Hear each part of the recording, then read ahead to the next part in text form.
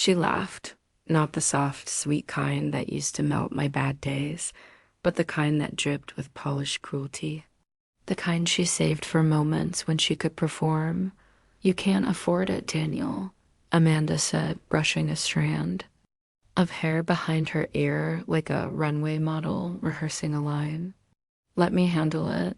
It's my dad's birthday, after all." The waiter, a young guy with nervous eyes, froze halfway through reaching for the wine list.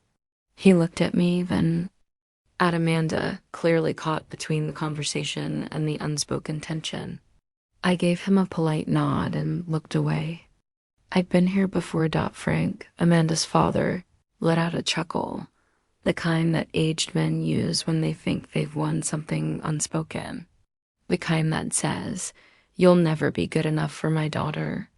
Linda, her mother, offered a tight smile in my direction, but her eyes were already darting around the restaurant like she wanted to disappear. I had spent the entire week planning for this dinner, rented a classic car to pick them up, brought Frank a custom Italian briefcase with his initials engraved, the kind he'd once mentioned in passing during a barbecue 2 summers ago. Got my navy suit professionally pressed, shined my shoes, practiced how I'd shake his hand. Every detail mattered to me, but to Amanda, I was a prop in her little show, a background actor in the story she told herself and others about how successful and independent she was. I didn't mind that she made more than me in her corporate PR job. What I minded was how she needed everyone to see it, especially her family. "Don't stress over the wine list," she said loud enough for the next table to hear. "I've got it covered." My fingers tightened around my water glass. Amanda smirked and turned her attention back to Frank, who was already reliving his college days with a whiskey-fueled monologue. No one noticed me, and that was exactly the way she wanted it. But this time, it wouldn't go her way. The manager appeared just as Frank began his second story, a tall man in a sharp suit named Michael, the kind of presence that made people sit up straighter. "Mr. Carter," he said warmly, addressing me by name, "your private table is ready. And happy birthday to your father-in-law." Amanda blinked. "Wait, what?" Michael gestured toward the velvet rope section, the one with gold embossed menus and fresh orchids on each table. Frank turned to me, brow raised. Linda sat forward slightly. The waiter's eyes widened. I stood slowly, straightening my cufflinks, because tonight wasn't just about Frank's birthday. It was about Amanda finally realizing that I wasn't a man who couldn't afford dinner, was the man who owned the restaurant, and she was about to find out what that really meant. Setup. The unraveling when I first met Lily 12 years ago. She had this spark, the kind that pulls you into her orbit before you even know what's happening.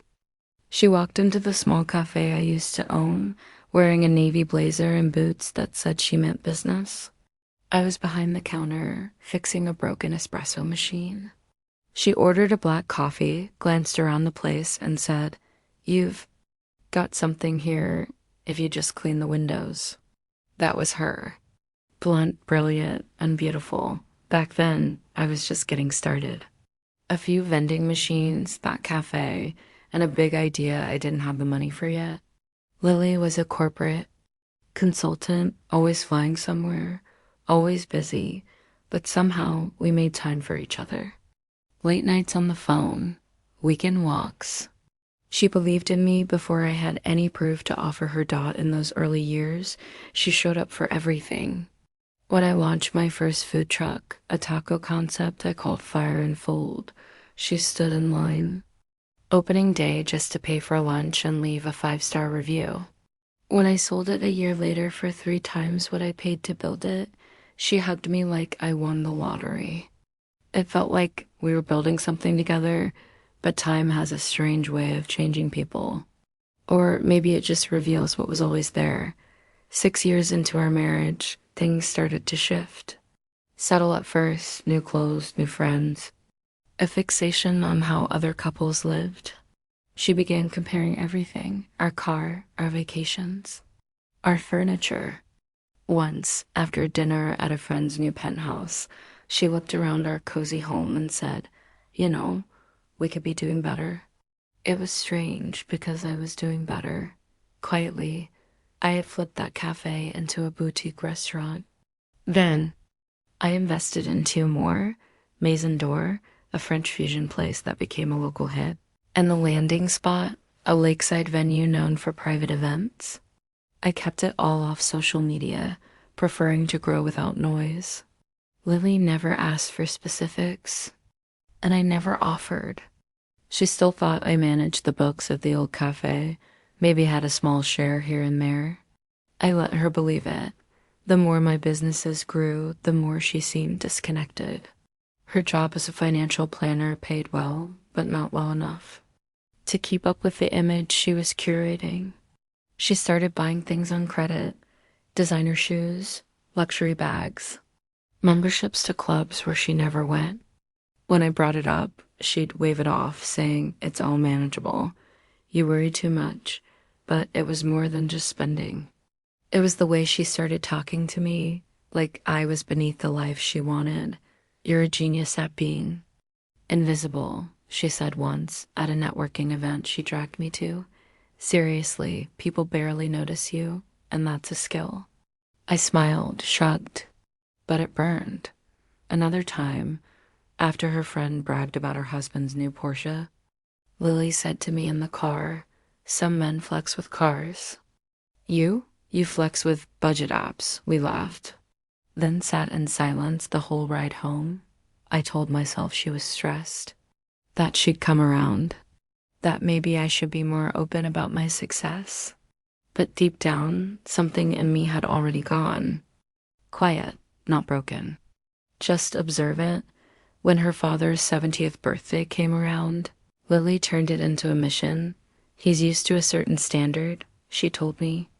I want to host something special. A private room, high-end wine, full-course meal, and I want it at Maison d'Or. You know it? I smiled. Yeah, I've heard of it. She rolled her eyes. Well, just show up and don't worry about the bill. I've got it. That sentence. So casual. Like she was doing me a favor. Like I couldn't possibly afford the dinner she was planning. Had purchased a majority share in Maison d'Or 11 months earlier. Not just a silent partner. I was the one who approved wine lists, staff hires, and private event policies. Lily had no idea, and now she was throwing a dinner party in my restaurant, trying to impress her family, while looking down on me, It would have been funny if it didn't sting so badly. I kept my expression neutral, nodded, let her continue, talking about the guest list and decor. But inside, a plan began to form. I didn't want revenge, not yet. What I wanted was clarity. One moment I would see her without the filters, without the illusions. I wanted her to see me, too, the week before the dinner. She made it. Worse. Kept dropping little comments. Just don't wear one of your cafe ties, okay? Or try not to correct the waiter about the wine. I know you think you know about wine, but just let the sommelier do their thing. Even on the night of the dinner, while we were getting dressed, she looked at my outfit and said, "You look nice." Simple, but nice. Don't be nervous. I smiled and adjusted my cufflinks. They were engraved with the initials of all three. Of my businesses, she didn't notice the drive to Maison d'Or was quiet. She was scrolling on her phone, texting guests. I was watching the city lights and reminding myself not to lose my temper. This wasn't about anger. This was about precision. When we arrived, she strutted in like she owned the place. The hostess smiled politely and directed us to the reserved private room. Lily didn't recognize her, which made sense. Lily had never been there before. I'd made sure of that. The room was beautiful. Dim lighting, floral centerpieces. A custom menu with her father's name embossed in gold. She beamed. I stayed quiet. Her parents arrived shortly after. Her father, Gordon, gave me a polite nod. We never had much to say to each other. He was old school. Respected titles and luxury cars more than integrity. Her mother, Joan, was warmer, though I always felt she sensed more than she let on. As guests trickled in, Lily took charge. She made small speeches, gushed over the food, talked about how hard she worked to make it all happen. Every now and then, she'd toss me a look like I was her intern. I played along. When the waiter came with the wine list, Lily intercepted it. "I've got this," she said. "Let's not pretend this is in our usual budget." She kept doing that, throwing both of us under the bus so she could lift herself above me, and no one questioned it. The guests laughed. Her father nodded approvingly. I looked around. The room, my room, filled with people pretending I didn't belong. I excused myself to the hallway and sent a single text to Michael, the manager. "Ready." Then I returned to the table. Dinner progressed. Laughter, toasts. Lily basked in the glow of compliments. She leaned over once and said, "Not bad for a girl who married a guy with a dream and a coffee truck, huh?" I clinked her glass. "You've outdone yourself." Just before dessert, she waved down the waiter and handed him her black Amex card. He took it, walked a few feet, then turned and handed it back. "I'm sorry, ma'am, but the bill's been taken care of." Lily blinked. "What do you mean? By who?" Michael stepped forward from the doorway. "By Mr. Grayson," he said, nodding toward me. "This is his establishment." The room froze. A few forks clinked onto plates. Gordon's eyes went wide. "You own this place?" he asked. I nodded slowly, sipping from my glass. "For almost a year now." Lily didn't know. Lily turned toward me, stunned. "Why wouldn't you tell me?" I met her eyes. "You never asked." Joan looked at her daughter. Gordon looked at me differently, like I had just grown 3 feet taller. I stood up, smoothed my jacket. "I hope you all enjoyed the evening." I wanted it to be special for Gordon, for the family. Then I turned to Lily. All this time, I kept things quiet because I didn't need to prove anything. But tonight, I realized something. Sometimes silence just enables disrespect. No one spoke. I nodded once and left the room. The sound of my footsteps echoed in the hallway, each step cutting through a silence I'd waited years to create, and I didn't look back. Rising tension, the revenge plan. She laughed when I offered to split the bill. "You can't afford it, honey," she said with a fake smile that barely masked her condescension. "Let me handle it. It's my dad's birthday after all." The waiter looked awkward. Her father chuckled. Her mother glanced at me with mild pity. It was humiliating. I'd spent the whole day thinking about this dinner, trying to make it special. I wore my best suit, thought her dad a thoughtful gift. But in one sentence, she reduced me to a charity case in front of her entire family. I clenched my jaw and stayed quiet. Then the manager walked up, smiling warmly. "Mr. Harris, your private table is ready. And happy birthday to your father-in-law." Her face drained of color. The staff didn't just greet me. They greeted their boss because the truth is, I didn't just afford that dinner. I owned the restaurant. When I first met Lily 10 years ago, she lit up the room. She had that rare kind of confidence that made people stop and listen. A marketing executive with big dreams and a smile that could open doors. I was quieter, calculated. I ran a small catering company and had just launched a food truck. Our worlds didn't fully align, but somehow we worked. She brought spark, and I brought stability. We balanced each other. In the early years, Lily stood beside me through thick and thin. I remember cold mornings prepping food in the truck while she brought me coffee wrapped in gloved hands. She celebrated with me when I signed my first wedding catering contract. She even co-signed the lease on my first kitchen rental, knowing the risk. For a while, it was us against the world. But around year 6, something started to shift. I had grown, not just financially, but strategically.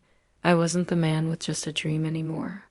I owned 2 restaurants, ran 3 corporate catering Contracts, and recently invested in a boutique downtown venue called Maison d'Or, but none of it looked flashy from the outside.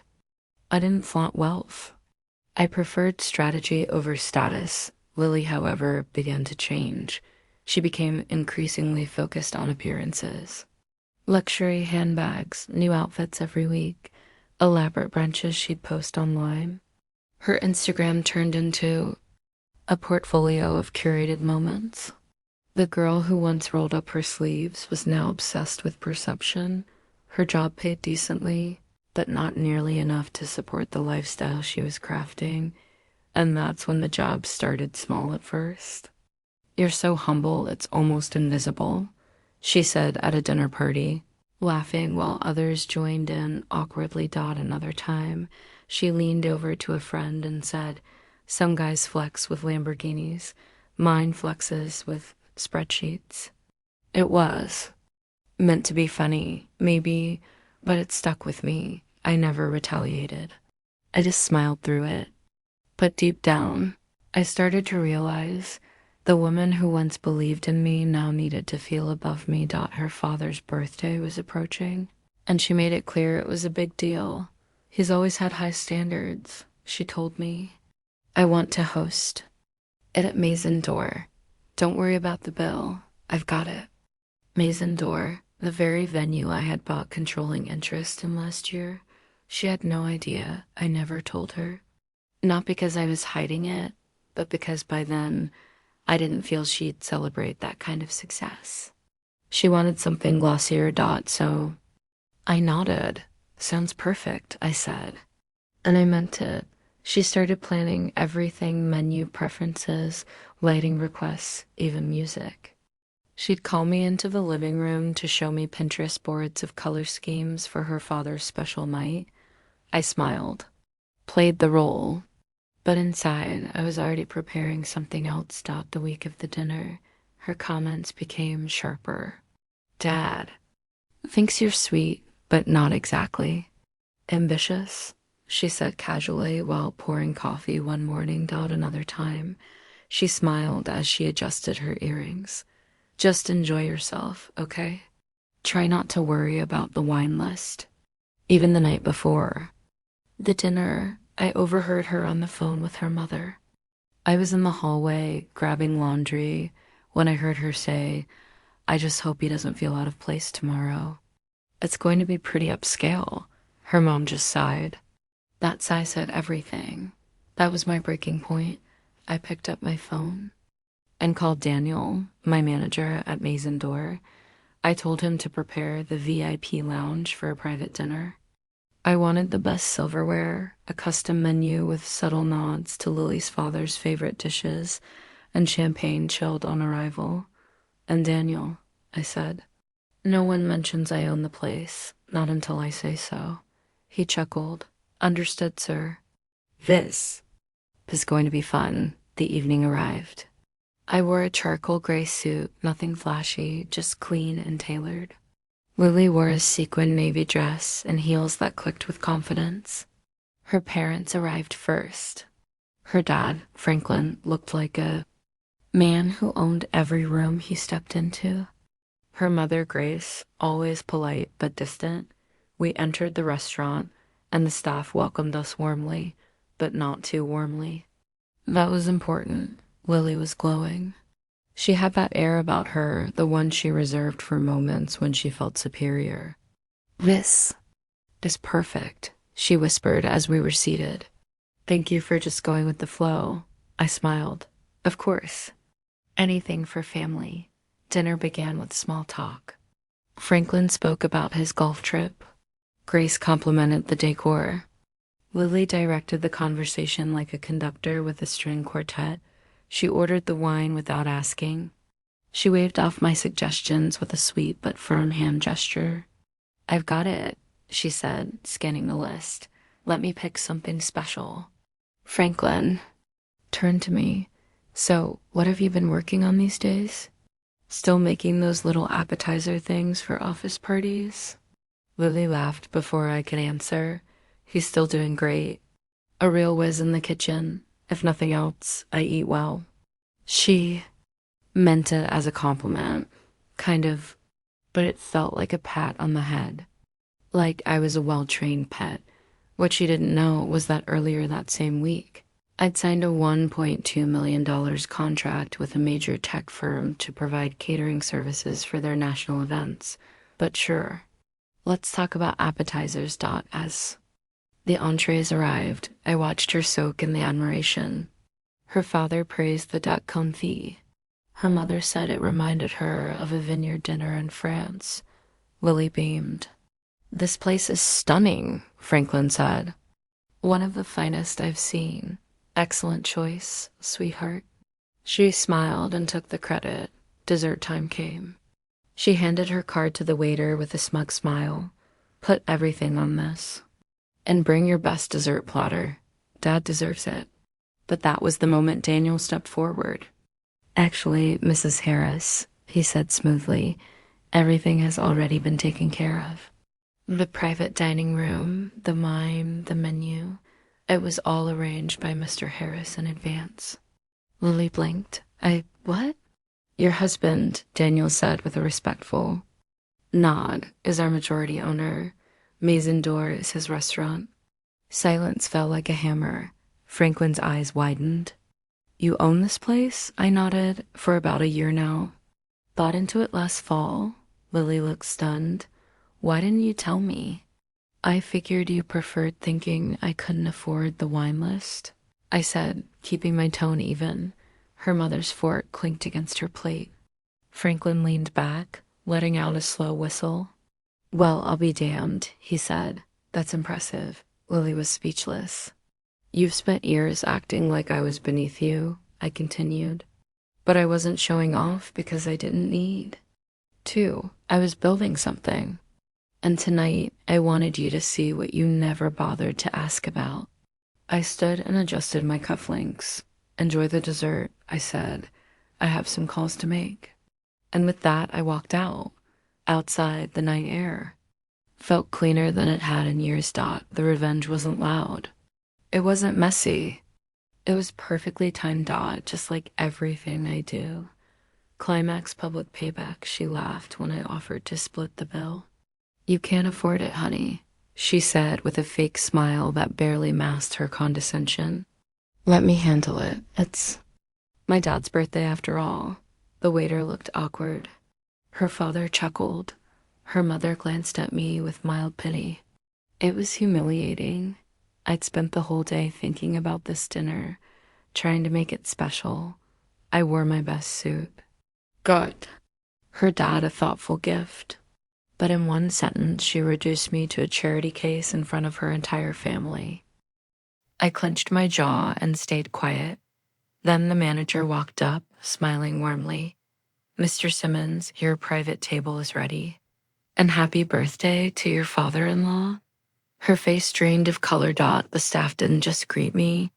They greeted their boss, because the truth is, I didn't just afford that dinner. I own the restaurant. When I met Rachel 10 years ago, she was magnetic, ambitious, sharp, and full of energy. I was a quiet entrepreneur, running a few small businesses, keeping things low-key. We balanced each other. In the early years, she supported me through the long hours. When I opened my first food truck, she brought me coffee. When I took out a second mortgage to lease a kitchen space, she stood beside me. But something shifted after year 6. I grew successful, but not in a flashy, Instagram-worthy way. My businesses were thriving. 3 catering contracts, 2 restaurants, and equity in a popular downtown venue. Rachel, on the other hand, became obsessed with status. Labels, luxury, showing off. Her job as a corporate event planner paid well, but not enough to sustain the image she was crafting. That's when the passive jabs began. "You're so humble, it's almost invisible," she said once at a dinner party. Another time, "Some men flex with Lambos, mine prefers spreadsheets." I laughed it off, but it stung. Then came her father's birthday, a big deal. She insisted on planning it. "He's always had high standards," she warned. "I want it at Le Rousseau."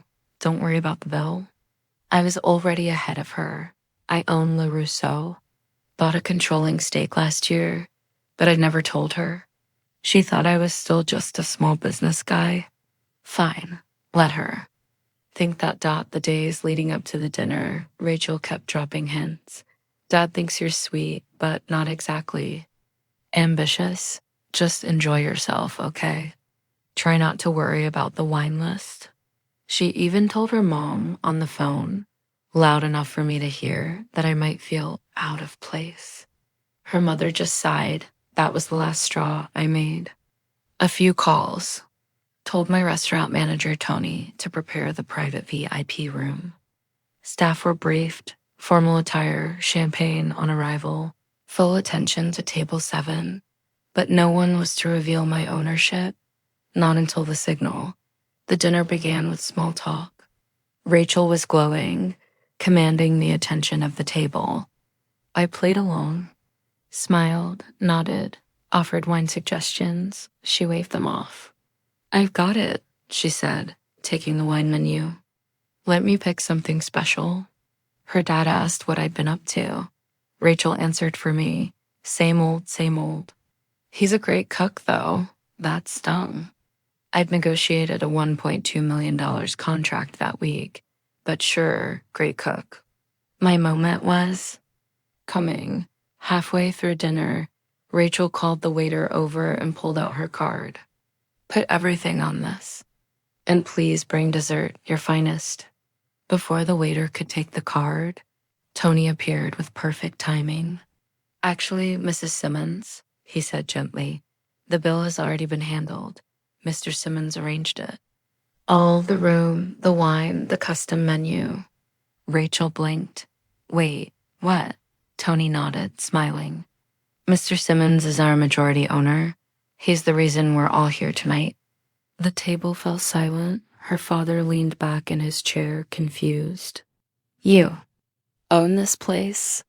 I took a slow sip of wine and set my glass down with purpose. For about a year now, I said evenly. Rachel's voice cracked. Why didn't you? I didn't raise my voice, didn't smirk. I kept it simple.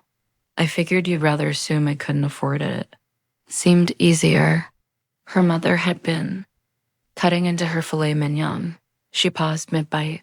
Her fork dropped. Rachel sat frozen. Her dad was the first to react.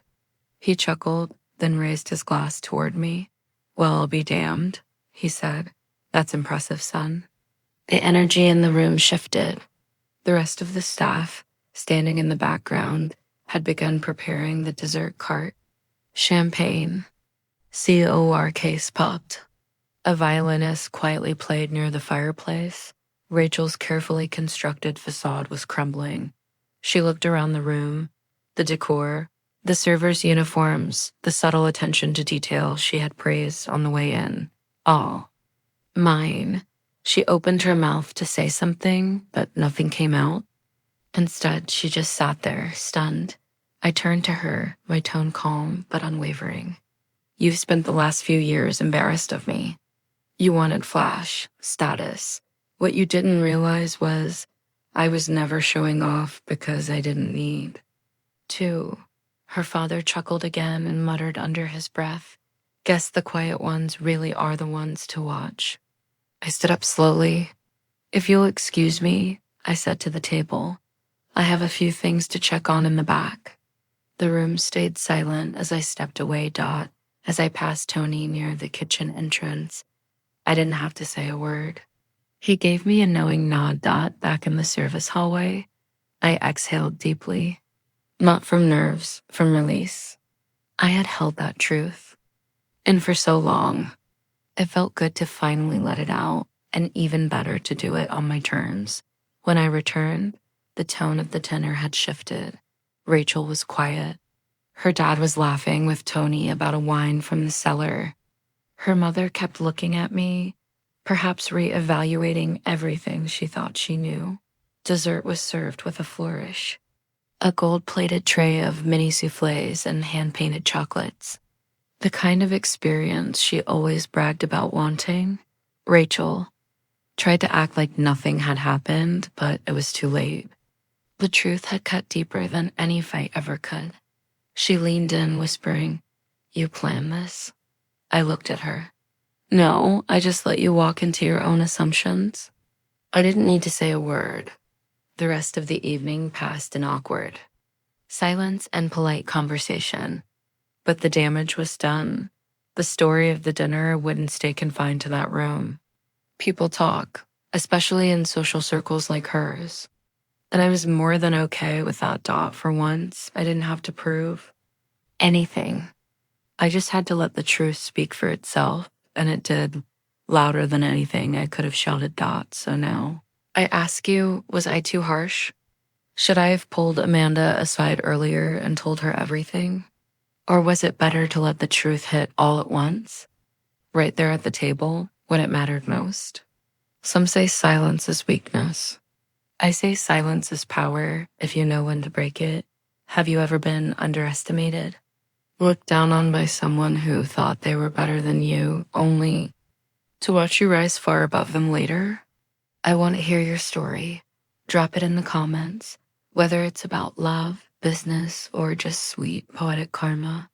I read every single one. You never know. Your story might just be the next one we tell here. And remember this, never underestimate the quiet ones. We're not invisible. We're just calculating, waiting, watching dot, and when the time is right, we don't scream. We strike,